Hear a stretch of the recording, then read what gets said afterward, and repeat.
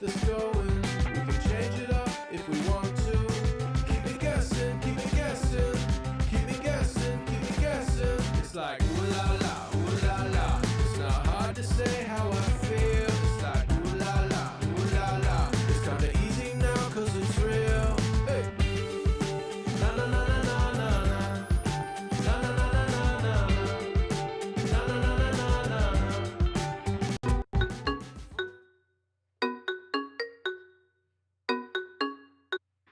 Well, hi everybody. How are you tonight? Good to have you here. So good to be here with all of you. Yes, it is a wonderful Thursday evening, and we have Linda in the house. Yay! And Tamara, welcome. And Fatima is here too. Oh my gosh, good to have you guys here. I've been loading up the van today for the studio tour that I'm going to this weekend, that I'm part of a studio tour in Yakima. So that was getting all the stuff done and labels made and all that kind of stuff. And all the van loaded and things. Still have to pack my own bag, of course. But it'll be done. It will be done. And then off tomorrow morning early, fairly, not real early, but at least to try to get ahead of the most of the Labor Day traffic, which will be fine because everybody will go over I-90 and I won't. I'll go a different route. Anyway, yeah, so it's good. It's good to be here with all of you guys. Good to have you here. And I have a story tonight by an author that I have found fascinating for a long time. One of my favorite books is The Dragons Are Singing Tonight. And the illustrator for that book that Jack Prelutsky wrote is Peter Sis. And he's done several other books too. But I thought since I only have the one story tonight, I thought I'd tell you a little bit more about Peter's life because it's pretty darn fascinating. And he has a really interesting, on his website, a really interesting timeline of his life and little highlights. I won't try to read the whole thing, but if you look him up, Peter Sis, and it's SIS, you will see just what he, just the amazing things that he's done. So that's what I'm going to do with you. But I hope you guys are all doing well and having a good time. I'm also after this, I'm going to record a story for Sunday because I will be still in the middle of the studio tour. So that's will get done. So first off, let's go to here where that's supposed to be. Good. And this can be over here. Oops. There. Okay. So let's go to this screen share page and talk about Peter Sis.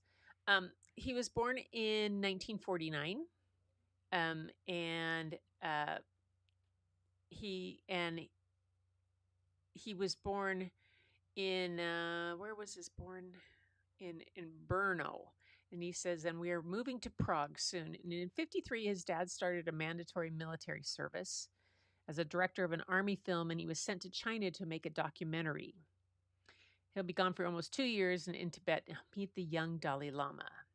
So these things that created Peter Sis's life, the way he built up, it's really kind of fascinating. In 1956, I go to elementary school on Slovenska Street in Vinohrady, and they write about peace everywhere.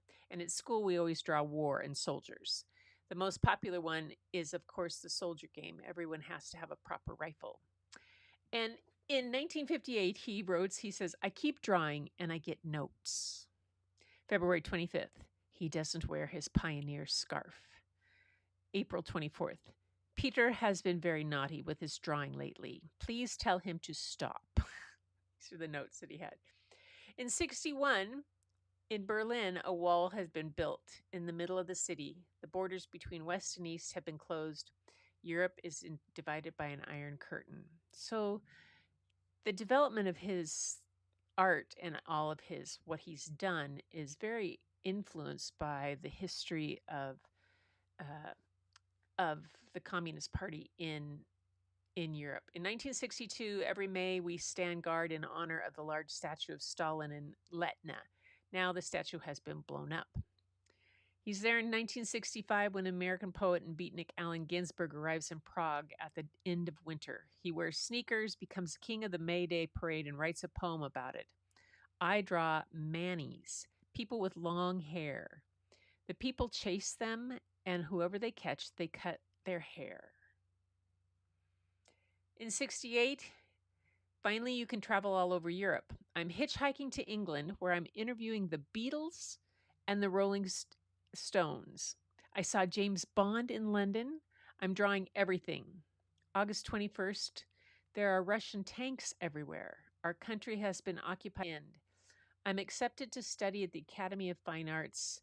Jiri Trinka chose me. After his death, I go to Professor Hager's studio. In 1969, I start playing records in the Olympic and Sluniko clubs. I organized some of the first discos in Czechoslovakia. I write about music for various magazines, and I still draw. The popular American band The Beach Boys comes, and I introduce their concert in Lucerna, in Prague, and in Brno. Just amazing. In 73, every student at the Academy of Fine Arts has to create a work of art celebrating the Soviet Army. Luckily, I'm in the animation department, and I just paint the background and explain that the tanks will come later. They tell us that our generation has no future, that we can't be trusted because we are corrupted by the events of 1968. In 1974, I draw and paint album covers, movie posters, book illustrations, and magazine pictures. My graduation animated film is called Mimicry. It's a visual poem with music by Blue Effect, my favorite big beat band. Later, I will design the cover for their LP, and guitarist Radim Hladic gives me his picks in memory. In 1980, my short animated film Heads won the main prize at the West Berlin Film Festival. On December 8th, John Lennon was shot in New York and in Prague, Kampa. We paint whatever we like on the wall, and the police don't like it. In 1982, I designed the costumes for the opera The Cheerful Slimes at the Laterna Magica of the National Theater. It was only much later that I learned that the actors had a hard time performing in my creations from the Undersea Kingdom, and that they cursed me. As the hope of Czech cartoons, I was allowed to go to Los Angeles. The Summer Olympic Games Committee invited animators from various countries to film sport jingles. I was given rowing. In 1983, now this is a big thing. In 1983, terrible bad luck. The Soviet Union and its allies are boycotting the Olympics. I have to return immediately. I won't return. Freedom needs wings. I'm making an animated clip for the new MTV television station for Bob Dylan's song, Gotta Serve Somebody, but his managers don't like it.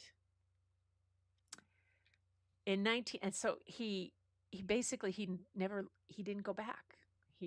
When the Soviet Union told him he had to come back, he said no, and his country in Czechoslovakia. In 1984, director Milos Forman had finished the film Amadeus. He is a friend of my father, and he likes my pictures. He lets me make a poster. He filmed a scene from the mask rental shop in our house in Prague, in Lessertown. I draw Prague in Hollywood. Finally, luck smiled on me in America. The New York Times printed my first illustration, and my first book in the West is being published, Bean Boy, with text by George Shannon. I remember that book. In 1987, The Rainbow Rhino wins the award for the most beautifully illustrated children's book. U.S. President Ronald Reagan arrives in West Berlin and says, "Tear down this wall." He won the Best Illustrated. 1989, It's November 17th, and the police are clashing with students in Narodyenia Trida. The Velvet Revolution is beginning. I'm flying home. Finally, we'll be together again. Our whole family. Czechoslovakia is free. In 1990, he gets married. We visit the Komodo Island. Will come to New York with a government and lots of friends. They're offering me to become an ambassador or a minister. In 1992, our daughter Madeline is born. Jacqueline Onassis will be the editor of my new book, which will be called 3 Golden Keys. In 1994, our son Matej is born. My younger brother David and I are flying to Alaska and Dawson City. We are looking for the grave of the hero of my book, The Strange Story of Eskimo Welsel. In 1996, I will paint an egg for the American Egg Committee, which I will present to Bill Clinton at the White House. The Star Messenger, another of his book, is published about the life and work of Galileo Galilei. In 1997, I have an exhibition at the Prague Castle Writing Hall, which has had to be extended twice due to interest. I'm happy. In 1998, Dad is sick. Based on his story, I draw Tibet, The Secret of the Red Box. I meet the Dalai Lama to bless the book. I inspire my children. Matej thinks he is a fire engine, a bulldozer, a submarine, and finally a dinosaur. Madalenka shows all the neighbors that she has lost a tooth and has an invisible dog. I gradually published several books for them. In 2000, our whole family is going to Paris for a year. I'm making an animated film. The world is open and free. 2001. At the beginning of September, my father dies. I fly to Prague. That same day, not far from our house, a terrorist attack is committed on the World Trade Center in New York. Sadness and fear. I draw a poster of a whale in the shape of Manhattan for the New York subway. It has been on the trains for almost 2 years to give people courage. Isn't that amazing?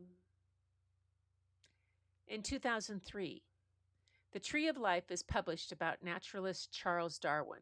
I will receive a gold medal for it in Bologna. My first book is published by Labyrinth Publishing House. It turns out that the Prague Zoo has turtles that are related to the ones Darwin met in the Galapagos Islands. In New York, on the corner of 86th Street and Lexington Avenue, they will unveil my large mosaic, Happy City, in the subway. I get a call from an unknown number to tell me that I have become a MacArthur Foundation laureate. For the moment, I think someone is joking. I have won a scholarship called the Genius Award. In 2004, the children are growing up fast and I want to remember how they played.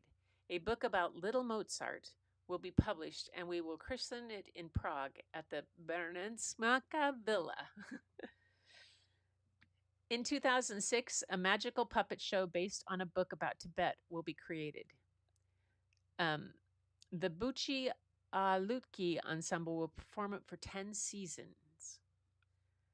2007, thanks to the prestigious MacArthur Fellowship, I can carefree work on what interests me for 5 years. I tell my children where I came from and how I grew up behind the Iron Curtain. Gradually, my most important book, The Wall, is being written. That's an amazing book.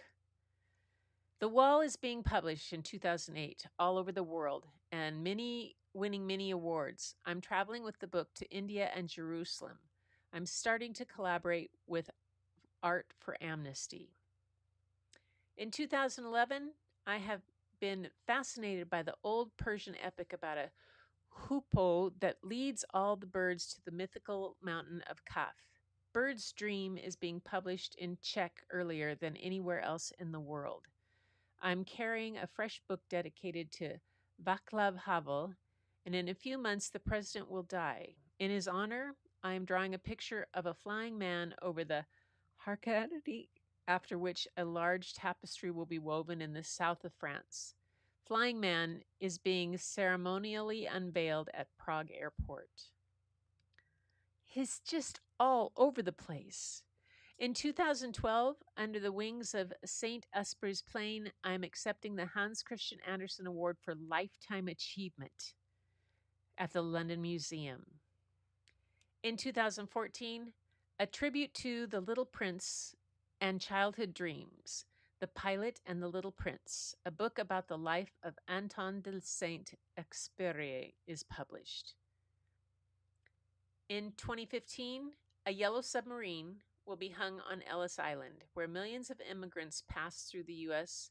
Tapestry, as pictured in my photo, will be unveiled by Yoko Ono and Bono and Edge from U2.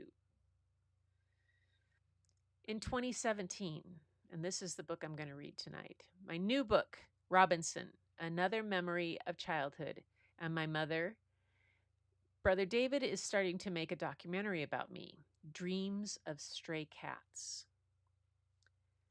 In 2019, I am representing Czech literature at the Leipzig Book Fair. It is an honor for me. The Eric Carle Museum near Boston has prepared a beautiful exhibition for me, the Picture Book Odysseys. The Docks Gallery in Prague has opened a generous exhibition about the longing for freedom in my books and pictures on flying and other dreams.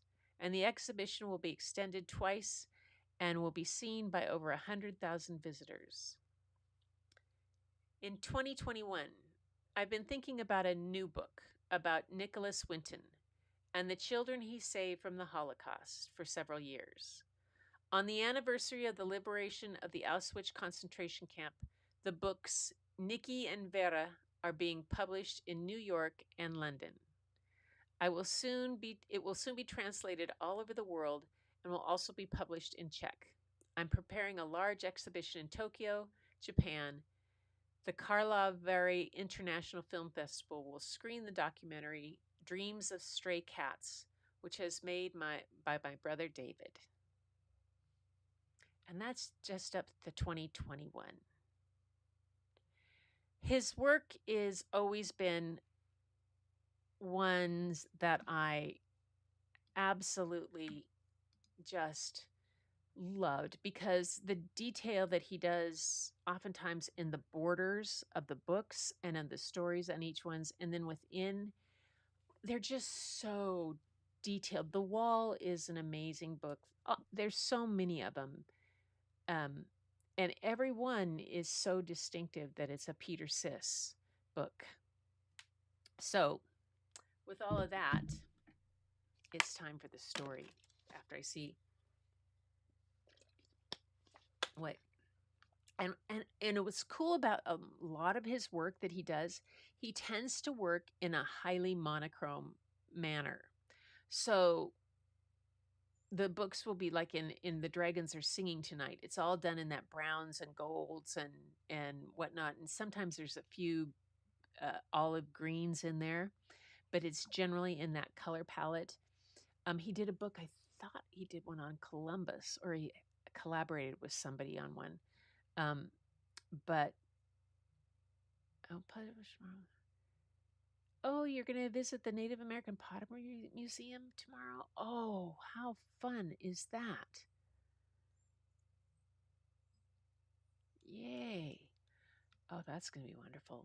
Anyway, so this book, Robinson, the color palette is in blues, and I think you're really going to like it. Robinson by Peter Sis. He's just got such a distinctive way of drawing. A boy who loves adventure, a mysterious ocean journey, a remote island wilderness. Robinson by Peter Sis. My friends and I love adventure. We play pirates all the time. Together we rule the high seas. So when the school costume party is announced, of course we know we will go as pirates. My mom has a different idea. Peter, if you love adventure, why don't you go as Robinson Crusoe, she says. I want to be a pirate with my friends, I say. But Robinson Crusoe is the hero of your favorite story. Mom is right. He was a great adventurer and braver than all the pirates. Okay, I'll do it, I say. Mom gathers materials and I watch her get to work.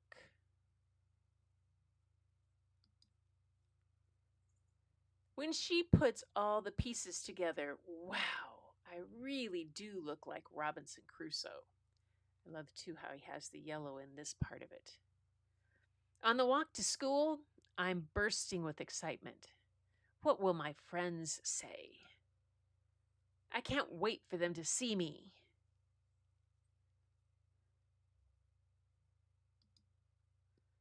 But when they do, they laugh and tease me. My skin grows hot. I don't feel strong or brave anymore. I want to leave. Look at this. The textured background and the mom back here in the back. Mom takes me home and tucks me into bed. My head swims. Look at the perspective of this drawing, of the overhead perspective of the room, looking down on it. I toss and turn. I feel lost. I am drifting. I float in and out of hours or maybe days until I am cast upon an island. Everything looks unfamiliar. Is there no one here but me? How will I survive on my own? Here's another one of those double fold out pages of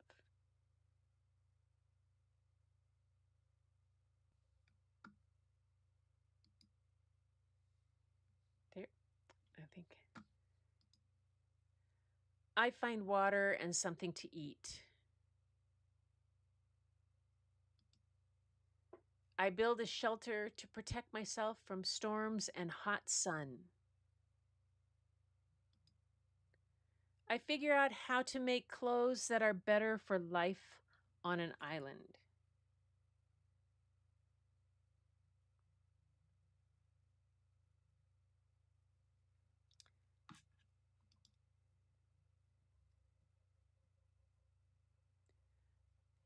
The animals here are kind. We welcome friends.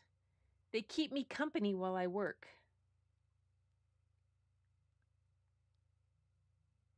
Just a sec.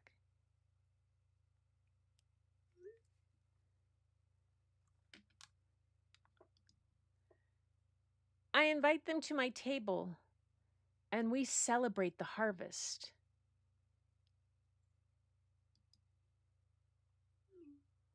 I feel stronger now and brave. The island is my home, but I am always on the lookout for pirates. They are here. Quietly, I slip into the trees and hide. Have they come to plunder and spoil? Will they try to hurt me? No, my friends want to play and hear more about Robinson Crusoe. I'm happy to see them. And together again, we set off on a new adventure.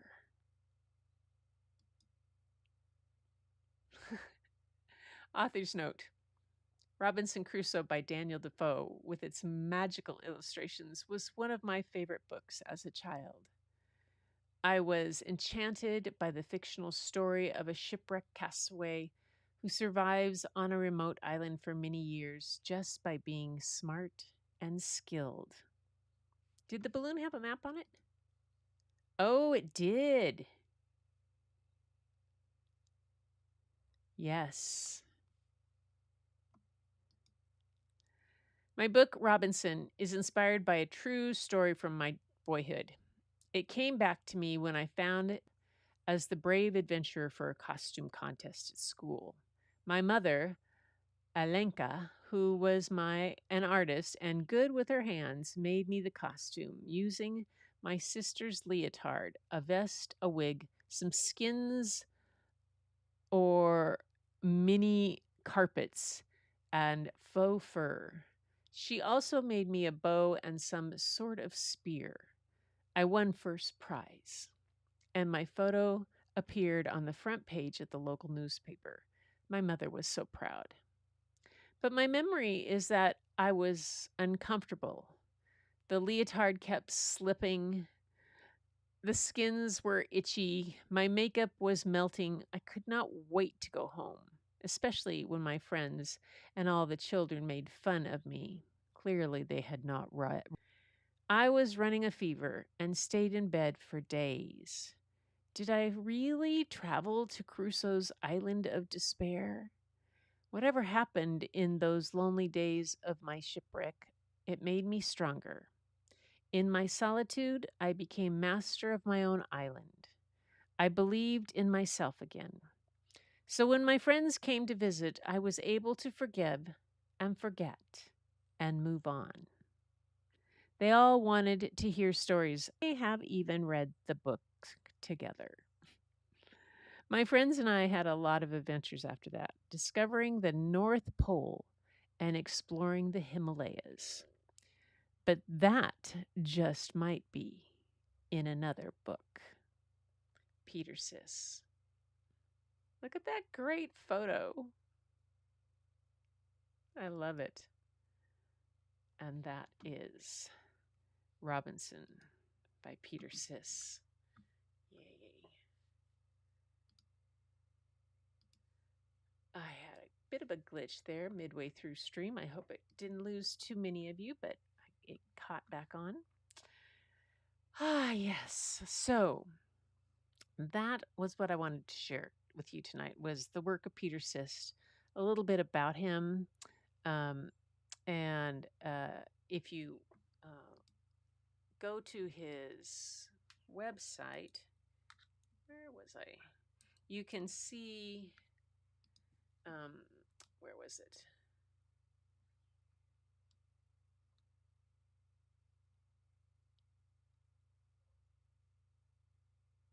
There it is. I'll go to, you have to, the website pops up in Czechoslovakian, and you have to switch it to English for yourself if you want to. But there is a gallery that he also has here of many pieces of photographs and of his work from all over the place. And there's the Amadeus poster. Oops, that went too big. Why did that happen? Amadeus. There we go. From the movie that he did. But you can see a lot of his work and different things.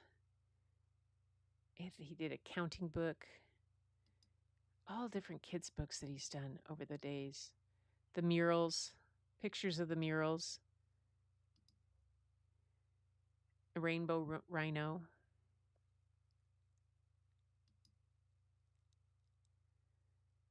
His pen and ink work has always been just so amazing. Follow the Dream. That's the one about the story of Christopher Columbus. That was always, I remember when that one came out. The details on that, the outside edging and on the inside. Oh my goodness. This was from the book Follow the Dream.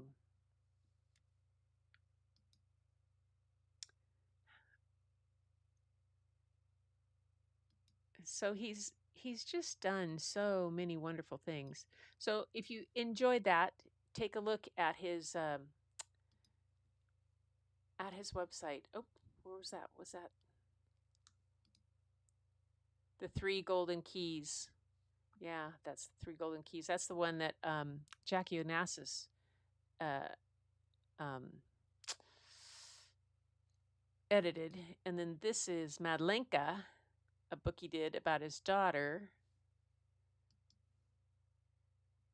And this one is Starry Messenger, the one about Galileo. Tibet. Yeah. Through the Red Box. So just his work is really amazing. That one was a Caldecott Honor book. All kinds of wonderful things. So I don't see the dragons on here. Is that down there? Oh, there it is. No, that's House of Paper. Where's the dragons are singing tonight? Oh, is this one? Nope. I would have thought that he would have had a picture in front of my... Well, fine. Don't have my favorite book out there. Anyway. So that's that. I'm going to check him out. Good. Yeah. Imagination is such a gift. I find it fascinating that I wanted to take you through the timeline of his life to see, how the influences that he had of being in that world of behind the Iron Curtain and Czechoslovakia being under Soviet rule and all the things that happened and for what he went through and how he worked through it and came to be and the points in his life that through being selected to come and as an animator to Los Angeles and then just staying and saying never mind. Oh yeah, that's cool. All right, you guys, so that's it for my stories tonight. What I'm hoping to do is right after this I'm going to record one for Sunday night because I will be in the middle of the studio tour will probably still be, or just closing up, so I won't have time to get anything ready for that day. Oh, yeah, he did a TED Talk 4 years ago. It's here on YouTube. Oh, nice. Excellent. That would be interesting to see. Really interesting to see. So, everybody, thank you. I appreciate you being here so much. I'm going to head out now and go finish packing and all those things after I record another story for you for Sunday night. But everybody, so there won't be any any show and tell on Sunday night because I'm going to do a premiere. But we'll do that next week. And so, yes, will I be back? Will I be gone? Ooh, I may have to do several recordings because I've got some things coming up here because I get back from the studio tour and then I fly out on Thursday, the 4th, to Phoenix. So I may have to record a few. All right. All right. Okay, everybody. Well, thanks so much for being here, and I will see you when I see you. But until next time, everybody, keep looking for the beauty hidden in plain sight. It's all around you. But the first place you'll find it is when you go look in your mirror. Take care.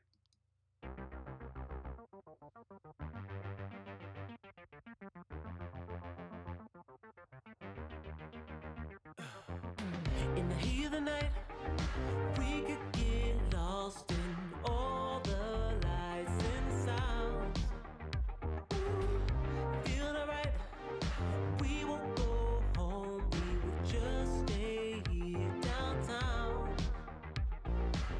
There's not just stars on the boulevard, they're in the light. Hey, Lindy, can you put in Lupe's we don't need no black cards. I just need you link? by my side. We could be shameless, famous, running cool, with a love that leaves us weightless. Ooh, drop dead gorgeous, wow. Ooh, you got me